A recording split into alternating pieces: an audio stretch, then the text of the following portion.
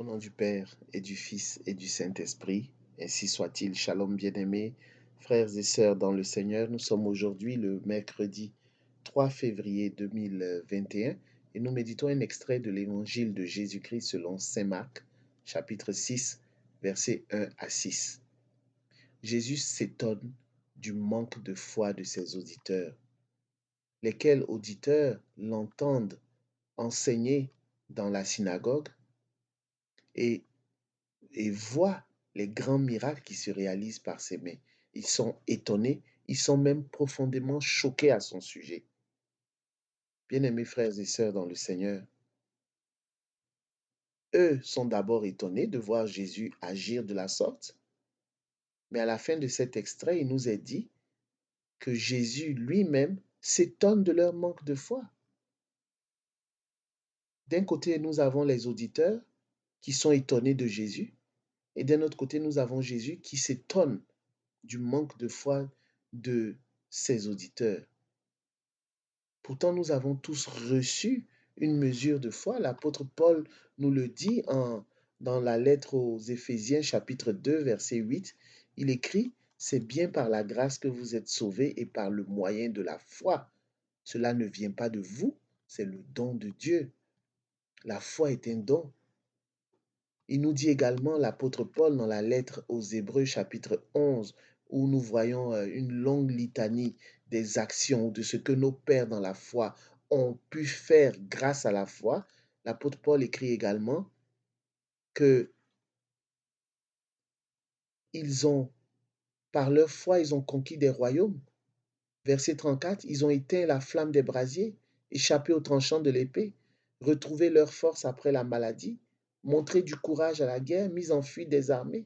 Voici des choses que nos pères dans la foi ont pu faire grâce à la foi. Grâce à la foi, nous pouvons faire des choses impensables, inimaginables, qui dépassent l'entendement humain. Alors Jésus s'étonne. Jésus, Jésus en tant que créateur aussi, en tant que Dieu qui a mis en chacun de nous une foi, si nous exercions véritablement cette foi, nous ne devrions pas être étonnés de voir le Seigneur, notre Dieu, agir, faire des miracles, parler avec sagesse, enseigner avec sagesse. Cela ne devrait pas faire l'objet d'un étonnement ou même euh, d'un choc profond, comme on peut le voir dans l'évangile. Nous avons tous reçu une dose de foi. Et notre foi, nous devons la nourrir. L'apôtre Paul dit également, la foi vient de ce que l'on entend et ce que l'on entend vient de la parole de Dieu. Clairement, si nous ne nous nourrissons pas de la parole de Dieu, si nous ne méditons pas quotidiennement la parole de Dieu, notre foi simplement va rester passive. C'est comme un muscle qui a besoin d'être développé grâce aux exercices physiques et qu'on n'utilise pas. Un muscle qui ne travaille pas s'atrophie, comme on dit. Il en est de même pour notre foi. Celui qui est capable de porter 500 kilos de poids lourd a reçu lui aussi les mêmes muscles, le même nombre de muscles ou la même constitution physique que chacun de nous. La différence est que lui, il s'est exercé à pouvoir soulever 200 ou 300 ou 500 kilos, j'en sais rien.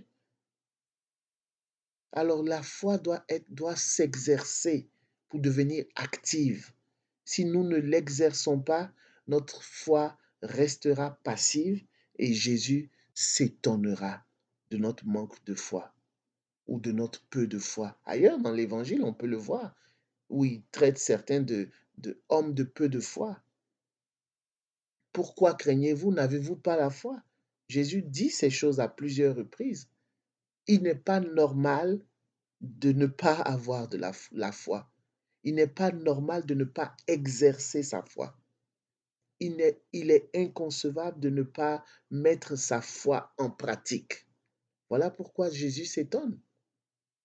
Alors, bien-aimés frères et sœurs dans le Seigneur, est-ce que Jésus s'étonne aussi de ton manque de foi? À toi de faire ton examen de conscience et d'en tirer les conclusions. Mais retiens que la foi doit se nourrir, doit être nourrie par la prière, par la méditation des Saintes Écritures. Seigneur, augmente notre foi. Nous sommes des hommes et des femmes de peu de foi. Devant des situations, notre foi parfois est chancelante. Viens et accorde-nous une foi inébranlable pour la gloire de ton Saint-Nom. Amen. Au nom du Père et du Fils et du Saint-Esprit. Amen.